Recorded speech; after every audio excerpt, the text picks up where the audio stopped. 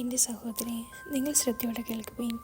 തിമോഥെയോസിനുള്ള ലേഖനം 6-ാം അധ്യായം 17 മുതൽ 21 വരെയുള്ള വാക്യങ്ങൾ.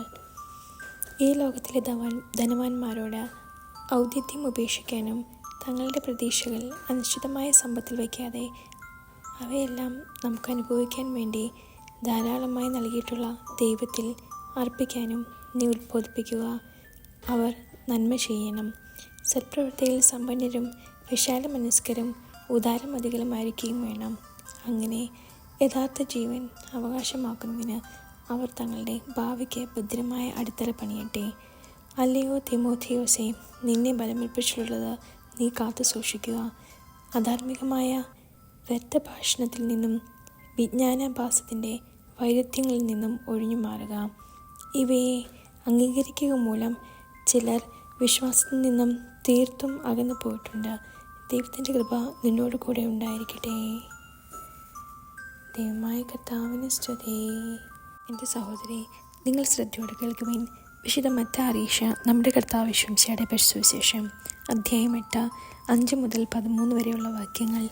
യേശു കഫർനഹൂമിൽ പ്രവേശിച്ചപ്പോൾ ഒരു ശതാധിപൻ അവൻ്റെ അടുക്കൽ വന്ന് യാചിച്ചു, കർത്താവേ, എൻ്റെ ഭൃത്യൻ തളർവാദം പിടിപെട്ട് കഠിനവേദന അനുഭവിച്ച് വീട്ടിൽ കിടക്കുന്നു. യേശു അവനോട് പറഞ്ഞു, ഞാൻ വന്ന് അവനെ സുഖപ്പെടുത്താം. അപ്പോൾ ശതാധിപൻ പ്രതിവചിച്ചു, കർത്താവേ, നീ എൻ്റെ ഭവനത്തിൽ പ്രവേശിക്കാൻ ഞാൻ യോഗ്യനല്ല. നീ ഒരു വാക്കു ചിരിച്ചാൽ മാത്രം മതി, എൻ്റെ ഭൃത്യൻ സുഖപ്പെടും.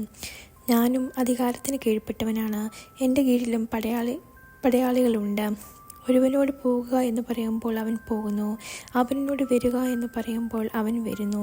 എൻ്റെ ദാസനോട് ഇത് ചെയ്യുക എന്ന് പറയുമ്പോൾ അവൻ അത് ചെയ്യുന്നു. യേശു ഇത് കേട്ട് ആശ്ചര്യപ്പെട്ട തന്നെ അനുഗമിച്ചിരുന്നവരോട് പറഞ്ഞു, സത്യമായി ഞാൻ നിങ്ങളോട് പറയുന്നു, ഇതുപോലുള്ള വിശ്വാസം ഇസ്രായേലിൽ ഒരുവൻ പോലും ഞാൻ കണ്ടിട്ടില്ല. വീണ്ടും ഞാൻ നിങ്ങളോട് പറയുന്നു, കിഴക്കു നിന്നും പടിഞ്ഞാറ് നിന്നും നിരവധി ആളുകൾ വന്ന് അബ്രഹാത്തോടും ഇസ്ഹാക്കിനോടും യാക്കോബിനോടും കൂടെ സ്വർഗരാജ്യത്തിൽ വിഴുന്നിരിക്കും. രാജ്യത്തിൻ്റെ മക്കളാകട്ടെ പുറത്തുള്ള അന്ധകാരത്തിലേക്ക് എറിയപ്പെടും. അവിടെ വിലാപവും പല്ലുകടിയുമായിരിക്കും. യേശു ശതാധിപനോട് പറഞ്ഞു, പൊയ്ക്കൊള്ളുക, നീ വിശ്വസിച്ചതുപോലെ നിനക്ക് ഭവിക്കട്ടെ. ആ സമയത്ത് തന്നെ ഭൃത്യൻ സുഖം പ്രാപിച്ചു. നമ്മുടെ കർത്താവായ മിശിഹായ്ക്ക് സ്തുതി.